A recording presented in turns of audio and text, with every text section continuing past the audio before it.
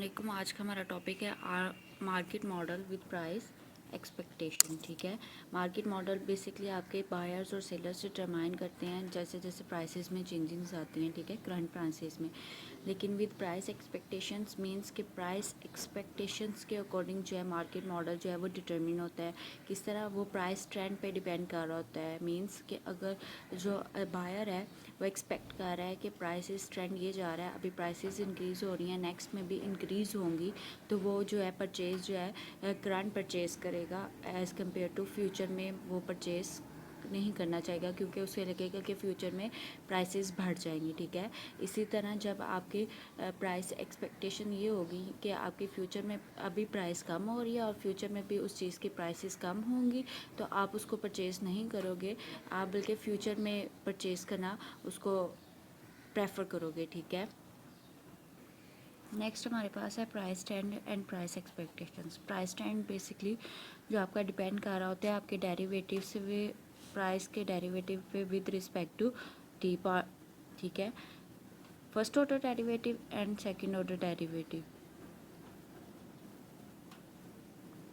ये इन दो डेरिवेटिव्स पे जो है आपका ट्रेंड डिपेंड कर रहा है। वेदर यहाँ पे में भी इंक्रीजिंग और डिक्रीजिंग, यहाँ पे भी ऐसे ही है, वेदर पे इंक्रीजिंग एट इंक्रीजिंग रेट और डिक्रीज एट डिक्रीजिंग रेट। ठीक है, अब प्राइस ट्रेंड को आपने अपने मॉडल में लाने के लिए, इंक्लूड करने के लिए, आप जस्ट प्राइस ट्रेंड को अपने प्राइस ट्रेंड के डेरिवेटिव्स को अपने डिमांड एंड सप्लाई फंक्शन में ले आओगे। ठीक है, क्वांटिटी डिमांड आपके पास क्या हो जाएगी, first order derivative, second order derivative, quantity supply P T, first order derivative and second order derivative, ये नहीं आएगा, एक ही आएगा। ठीक है, ये सेकंड ऑर्डर डेरिवेटिव। देन आपने इसको सिंप्लीफाई करना है, जस्ट आपने डिमांड की जगह पे डिमांड वाली इक्वेशन पुट कर देनी है। ठीक है, ये यहाँ पे आपने ये इन पैरामीटर्स की तरह मैंने दो पैरामीटर लेने हैं, यहाँ पे भी आपने इस तरह पैरामीटर्स ले लेने हैं, U W, alpha beta gamma eta, ये तो आपको पैरामीटर्स का पता है कि आपकी इक्वेशन में होते हैं। ठीक है, अब हम देख लेते हैं कि एम एन और यू डब्ल्यू क्या रोल प्ले करते हैं इन इक्वेशंस में। और इनके एम एन यू डब्ल्यू पे के साइन रिस्ट्रिक्टेड नहीं है। ये आपको ये बता रहे हैं, बायर एंड सेलर्स की प्राइस एक्सपेक्टेशंस को बताएंगे ये एम एन यू डब्ल्यू। ठीक है, हमारे पास m की वैल्यू ग्रेटर दैन ज़ीरो हो तो इट्स मीन के प्राइस में राइज आने से आपके जो क्वांटिटी डिमांड इंक्रीज होगी। वो क्यों, क्योंकि बायर्स जो हैं वो एक्सपेक्ट कर लेंगे कि आपकी जो है प्राइसेस फ्यूचर में भी इंक्रीज़ करेंगे, तो इस वजह से वो करंट प्राइस पे ही परचेजिंग पावर बढ़ा देंगे, अपनी क्वांटिटी डिमांड जो है बढ़ा देंगे। उनको ये होगा कि फ्यूचर में भी प्राइस राइज हो जाएंगी, इससे बेहतर है कि वो करंट प्राइस पे जो है वो चीज़ परचेज़ कर लें। ठीक है, अगर m लेस दैन ज़ीरो होगा, इसका मतलब यह है कि फ्यूचर में भी आपकी जो है प्राइसेस कम होंगी, तो आप जो है करंट प्राइस पे वो चीज़ परचेज़ नहीं करोगे, आप एक्सपेक्ट कर लोगे कि फ्यूचर में मज़ीद प्राइसेस कम होंगी, तो तब आप उसको बाय कर लोगे। ठीक है, अब यहाँ पे जो पैरामीटर n है वो ये शो कर रहा है कि बायर्स का बिहेवियर जो है वो आपके रेट ऑफ चेंज पे भी डिपेंड करता है, यानी कि with the passage of time जब आपकी प्राइसेस चेंज होती हैं टाइम के साथ साथ, तो बायर्स का बिहेवियर इस चीज़ पे भी डिपेंड करता है। यू भी एम की तरह similarly you greater than zero होगा तो ये केस होगा, और यू लेस दैन होगा तो ये केस होगा। फिर ये जो W P double dash second order derivative के, ये भी आपको डब्ल्यू ये बता रहा है रेट ऑफ चेंज को। ठीक है, हमने मॉडल को सिंप्लीफाई करना है। सिंप्लीफाई करने के लिए आपने जस्ट ये एक्सपेक्ट कर लेना है, ये जूम कर लेना है कि आपका जो एक्सपेक्टेशन है प्राइस है वो सिर्फ डिमांड फंक्शन पे डिपेंड कर रही है। ठीक है, वहाँ पे आपके एम और एन जो है वो ज़ीरो नहीं होंगे, लेकिन जब सप्लाई फंक्शन पे नहीं डिपेंड कर रही, इट्स मीन कि आपके डब्ल्यू यू ज़ीरो होंगे। और फर्दर आपने जूम कर लेना है कि मार्केट जो है वो आपकी क्लियर है हर पॉइंट पे टाइम के लिहाज से। ठीक है, और उसके बाद आपने इक्वेशंस को इक्वेट कर देना है, क्यू डी और क्यू एस की जो आपकी इक्वेशंस आई थी उनको इक्वेट करोगे, जस्ट यू और डब्ल्यू की जगह ज़ीरो पुट करोगे, इसको सिंप्लीफाई करोगे, पी वाली टर्म्स में से पी को कॉमन निकाल लोगे।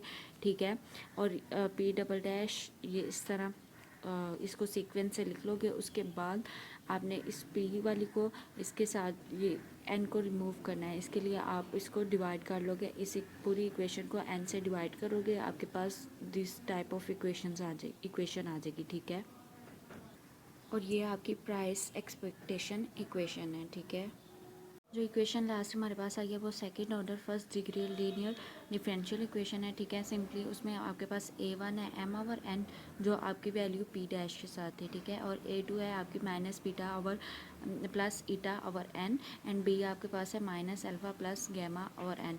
जस्ट आपने यहाँ पे पर्टिकुलर इंटेग्रल फाइंड कर देना है b ओवर A2 और b ओवर A2 की वैल्यूज़ पुट करोगे आपके पास alpha plus gamma over beta plus eta आ जाएगा।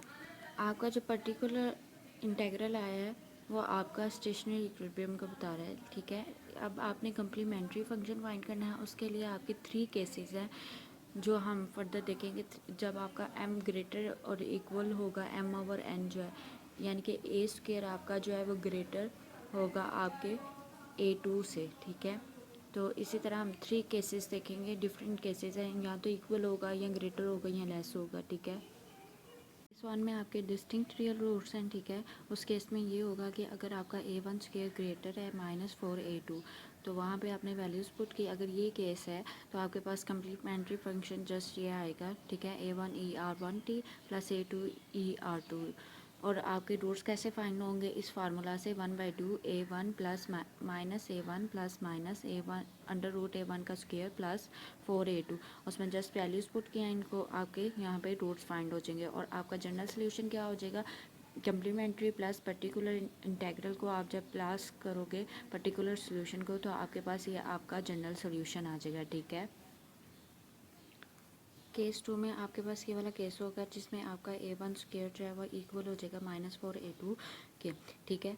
यानी कि ये वैल्यूज़ आप पुट करोगे इक्वल आ जाएंगी तो आपके रूट्स का फार्मूला क्या होगा -m/2n और आपका जनरल सोल्यूशन क्या होगा यहाँ पे A3 e की power -mt/2n plus A4t e minus mt/2n और प्लस आपका पर्टिकुलर इंटेग्रल। ये जो आया है ये आपका सोल्यूशन फाइंड आप कम्प्लीमेंट्री सोल्यूशन का ये फार्मूला होगा आप, ठीक है, जब आपका केस ये होगा, ठीक है। केस 3 में आपके पास ये लेस देन होगा, ठीक है। उसमें आपके करेक्टरिस्टिक्स रूट्स हैं वो h plus minus v imaginary number के इक्वल होंगे, जहाँ पे आपका h जो है वो इक्वल है -m/2n के। ये फार्मूलाज हैं जो आपको याद करने पड़ेंगे और v आपका इक्वल है 1/2 -4 beta plus eta over n minus m over n square. और इसमें आपका जनरल सोल्यूशन क्या होगा, जनरल सोल्यूशन इस तरह होगा कि आपने ये वैल्यू दोनों के साथ आएगी, जस्ट कॉमन ली हुई है A5 cos VT plus A6 sin VT और अल्फ़ा प्लस गैमा और बीटा प्लस ईटा। ये था आपका कम्प्लेक्स रूट्स का केस। ऊपर हमने देखा अपना डबल रियल रूट्स और सबसे फर्स्ट वन था हमारा डिस्टिंक्ट रियल रूट्स का केस। अब हम इसका जो है डायनामिक पाथ देख लेते हैं, stability dynamic path. Now we see the dynamic stability of time path, ठीक है। अगर आपके पास n लेस देन 0 हो देन आपके तीनों के तीनों केसेस जो हैं वो फिजिबल होंगे, यानी कि पॉइंट्स में होंगे, ऑप्टिमल पॉइंट्स देंगे, ठीक है। अब आपके केस 1 में डिस्टिंक्ट रियल रूट्स हैं, ठीक है। आपके बहुत जो कैरेक्टरिस्टिक्स रूट आएंगे R1 R2 वो नेगेटिव होंगे और आपके जो m है वो भी नेगेटिव होगा। इस इनके आपका टाइम पाथ जो है वो डायनामिक स्टेबल है। केस 2 में भी इसी तरह होगा। अगर R आपका नेगेटिव है, M भी नेगेटिव है, तो N M और N दोनों नेगेटिव हैं तो आपका टाइम पाथ डायनेमिक स्टेबल होगा। और कम्प्लेक्स रूट के केस में भी यही होगा कि अगर H आपका नेगेटिव है और M भी नेगेटिव है तो आपका पाथ जो है वो डायनेमिक स्टेबल और कन्वर्जेंट होगा, ठीक है। और इन शॉर्ट कि आपके तीनों के तीनों केसेस जो है वो डायनामिक स्टेबल होंगे अगर आपके पैरामीटर्स N और M जो है वो नेगेटिव होंगे। बस एग्जांपल है जिसमें आपके पास क्वांटिटी डिमांड और सप्लाई फंक्शन गिवन है, ठीक है। इसमें जस्ट आपने चेक कर लेना है कि आपका फंक्शन ग्रेटर में आ रहा है, लेस में आ रहा है या इक्वल आ रहा है। आपने रफली करके m ओवर n चेक कर लेना है और यहाँ से -4 beta plus beta over n करके चेक कर लेना है कि आपका जो है ये फंक्शन कहाँ कौन से केस में रिलाई कर रहा है। यहाँ पे आपका फंक्शन जो है वो ग्रेटर देन में रिलाई करेगा। आप जब इसको सॉल्व करोगे तो आपका ये केस 1 बनेगा। जब केस 1 बनेगा तो उसमें हमारे पास कैरेक्टरिस्टिक्स रूट्स जो थे वो इस तरह थे।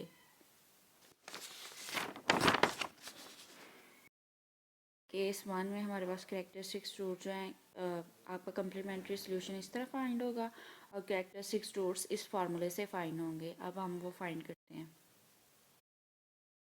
हमारे पास इक्वेशंस के अकॉर्डिंग हमने वैल्यूज देख लेनी है। ये अल्फ़ा होता है, ठीक है, और ये बीटा। ये गैमा और ये ईटा, ठीक है। अब हमने देखा था अपने जब हम इक्विलिब्रियम प्राइस एक्सपेक्टेशन निकाल रहे थे इक्वेशन, उसमें ये हमारे पास m था और ये n, इनकी वैल्यूज़ लिख ली है। जस्ट हमने पर्टिकुलर इंटेग्रल निकाल लेना है, वो सेम होगा। उसके बाद आपने इसके रूट्स फाइंड कर लेने हैं। वो कैसे, पहले आपने ये वैल्यूज़ चेक करनी है कि आपके ग्रेटर हैं, इक्वल हैं या लेस हैं। उसके अकॉर्डिंग आपने क्वेश्चन सॉल्व करना है, ठीक है। अब हमारा ये केस 1 बन रहा है, तो उसके अकॉर्डिंग हमने रूट्स का फार्मूला लगाया और हमारे पास ये रूट्स आ गए 6 और -2। और हमारे पास जनरल सोल्यूशन क्या आ जाएगा, R1 की जगह उसकी वैल्यू पुट कर दी और R2 की जगह उसकी वैल्यू पुट कर दी।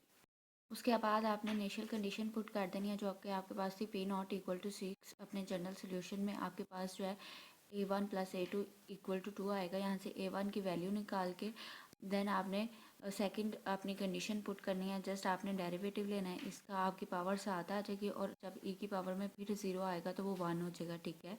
आपने इक्वेशन निकाल लेनी है। आपके पास यहाँ पे A1 की जगह आपने ये वाली वैल्यू पुट करनी है 2 माइनस A2, तो आपके पास A2 की वैल्यू आ जाएगी। A2 की वैल्यू पुट कर देनी है आपने इक्वेशन 1 में, तो आपके पास A1 की वैल्यू आ जाएगी। तो आपका डेफिनेट सोल्यूशन जो है वो आपके पास ये आ जाएगा, ठीक है। यहाँ पे ये क्वेश्चन एंड हो जाता है। आपके पास सेकंड क्वेश्चन है जहाँ पे क्वांटिटी डिमांड और क्वांटिटी सप्लाई दिए हुए हैं। यहाँ पे आपने केस देख लेना है कौन सा है। यहाँ पे आपके पास केस जो बनेगा वो लेस देन बनेगा, ठीक है।